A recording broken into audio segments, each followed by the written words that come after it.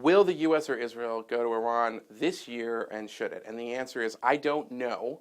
And I don't believe anybody who says they would know the answer to that question, because there's only a few people who would make that. I wrote a good piece, which we should link to, about the decision, who makes the decision, the sort of inner cabinet in Israel who would decide if there was some sort of strike. The other thing we can say is that if the Israelis did make the decision, you would probably see radio silence, before any kind of decision was made. So these stories about like they've decided or they're about to are usually part of a sort of disinformation to keep the Iranians somewhat wrong-footed. Now then there's the other question of should they, and that's a question that really requires access to a level of intelligence that I don't have, and I don't think anybody in the press has.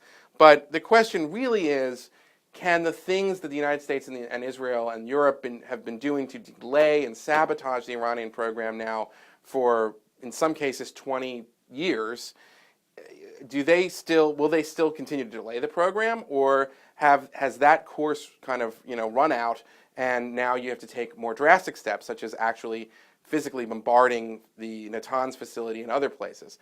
And to really answer that question, I don't think I have that. I don't think David Sanger has that information. I just don't think there's any reporter who could tell you that answer, and that's why it's obviously an issue of great interest for journalists. There you go.